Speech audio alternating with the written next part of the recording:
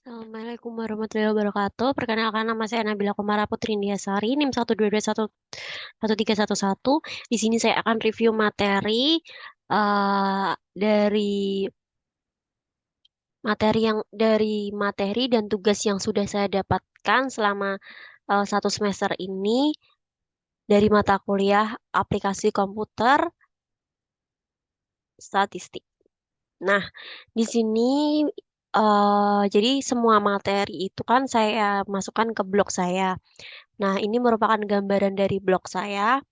Di sini kalian bisa melihat materi-materi yang sudah saya posting di blog ini. Nah, kita lihat di sini. Ini kita mengerjakan dari modul pertama. Kita review dari modul pertama ya. Di modul pertama ini ada Applikom Statistik Input Data. Di sini tuh ada eh, tugas input data menggunakan SPSS. Di sini ada dua soal. Lalu di modul 2 aplikasi statistik pengolahan data, ini ada satu soal, pembahasan mengenai latihan soal pengolahan data, dan pengolahan data ini kalian bisa lihat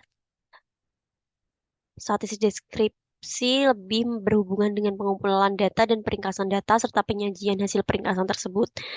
Data-data statistik yang diperoleh dari hasil sensus, survei, atau pengamatan lainnya umumnya masih acak, mentah, dan tidak terorganisir dengan baik.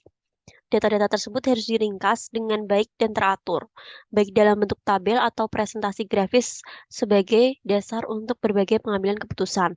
Makanya itu data itu harus diolah ya. Nah, ini merupakan latihan soalnya. Lalu kita ke modul ketiga itu pengolahan dan penyajian data.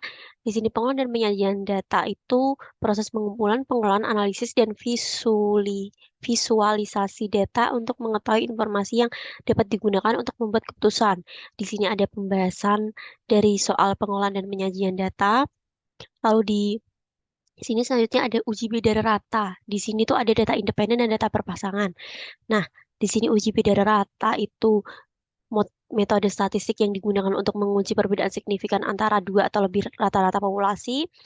Lalu uji rata data independen itu metode statistik yang digunakan untuk membandingkan perbedaan rata-rata dua sampel yang tidak saling terkait atau independen.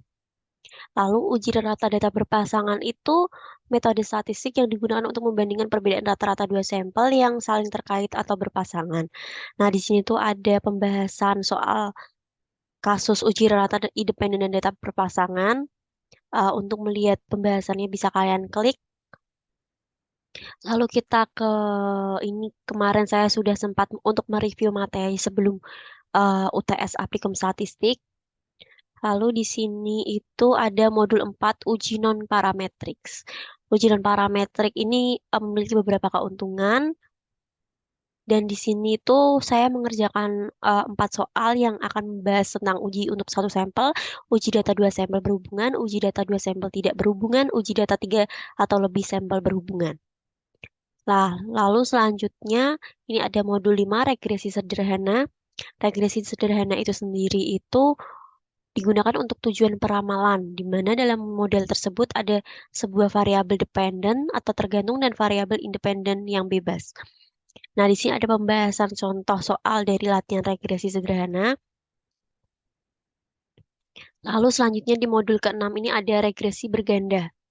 Nah, regresi berganda itu sendiri, persamaan regresi adalah persamaan matematik yang memungkinkan untuk meramalkan nilai-nilai suatu perubah tak bebas atau dependen dari nilai-nilai satu atau lebih peubah bebas atau independen. Nah, di sini ada pembahasan soal regresi berganda. Lalu di modul ke-6 ini lagi tuh ada regresi berganda kedua. Ya, di sini tadi sudah kita jelaskan regresi berganda itu seperti apa. Lalu di sini ada pembahasan soalnya.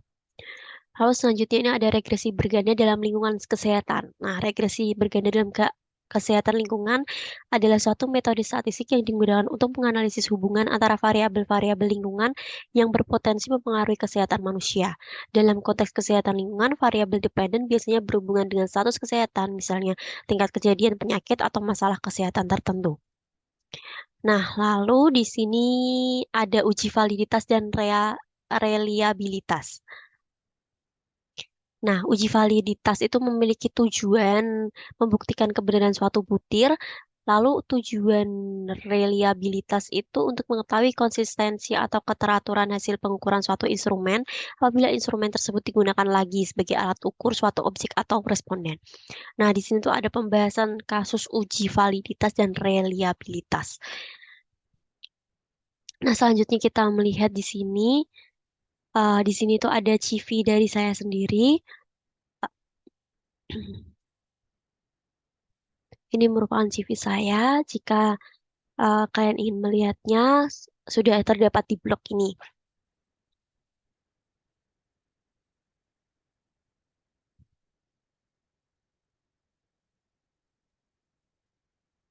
Nah, ah, ini tadi gambaran dari blog saya.